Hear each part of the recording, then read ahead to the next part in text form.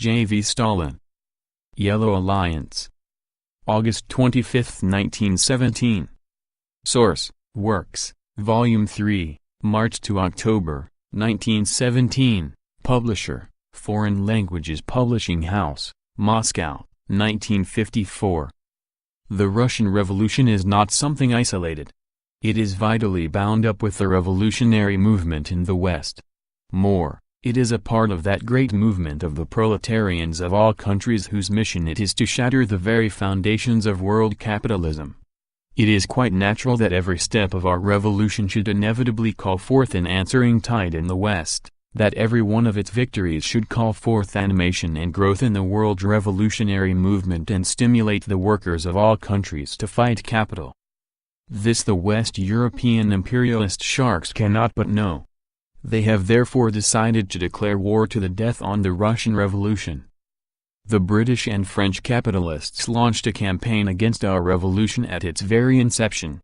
Already at that time their organs, The Times, see footnote 1, and Le Matin, see footnote 2, reviled the revolutionary Soviets and committees and demanded their dispersal. 2 months later, at a secret conference in Switzerland, the imperialists again discussed measures of combating the spread of revolution and directed their blows first and foremost against the revolution in Russia. They are now passing to an open attack, using the defeat at Riga as a pretext. Putting the whole blame on the soldiers, they call for the further intensification of counter-revolution in Russia. Listen to the reports in Burzovaya Vedomosti. Here is a dispatch from Paris. The retreat, or rather the flight, of the Second Army without giving battle and the fall of Riga have called forth here a spasm of pain, indignation and disgust. The Matin asserts that the Russian pacifists, who are to blame for this disaster, have proved just as incompetent as the bad advisers of the former emperor, and even more harmful. The paper declares that it cannot understand the obstinacy of the Soviet of Workers' and Soldiers' deputies in continuing in spite of these tragic object lessons, to defend such absurd institutions as the army committees. So writes the organ of the French capitalists. And here is a dispatch from London. The Daily Chronicle says that the first thing necessary is to restore discipline in the army. The Germans owe their swift and highly important victory to the same causes that enabled them to occupy Galicia and Bukovina, namely, disobedience to orders and treachery among the Russian troops. So say the British imperialists. Flight without giving battle, absurd army committees, restoration of discipline, the death penalty is not enough for them, treachery among the Russian troops. Such are the compliments these plutocrats shower on the Russian soldiers who are shedding their lifeblood. And that after the general admission of eyewitnesses that although retreating, the army is offering staunch resistance to the enemy and that the troops in the area of the breach are carrying out unquestioningly and honorably the tasks assigned them. But the point, of course, is not merely the abuse and vile calumnies showered on the soldiers.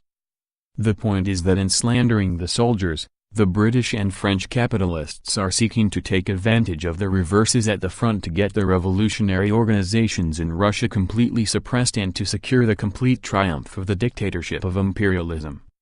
That is the crux of the matter. When Purishkevich and Milyakov shed crocodile tears over the fall of Riga and slander the soldiers, and at the same time revile the Soviets and the committees, it means that they are glad of the opportunity to demand further repressive measures, so as to bring about the complete triumph of the landlords and capitalists. When the Western imperialists talk about a spasm of pain over the fall of Riga and put the whole blame on the soldiers, and at the same time abuse the absurd army committees, it means that they are glad of the opportunity to smash the last remnants of the revolutionary organizations in Russia. That, and that alone, is the political import of the joint campaign of lies and calumny against the Russian soldiers who are laying down their lives on the Northern Front. An alliance of native and European imperialists who are slandering the soldiers for the purpose of exploiting the military defeat at Riga against the Russian Revolution which is shedding its lifeblood, that is the situation we have now. Let the workers and soldiers remember this. Let them know that only in alliance with the workers of the West, only by shaking the foundations of capitalism in the West, can they count on the triumph of the revolution in Russia? Let them know this, and let them bend every effort to confront the Yellow Alliance of the imperialists with the Red Alliance of the revolutionary workers and soldiers of all countries. Rabiki, number 1, August 25, 1917. Notes. 1. The Times, a London daily, founded in 1788, influential organ of the British big bourgeoisie.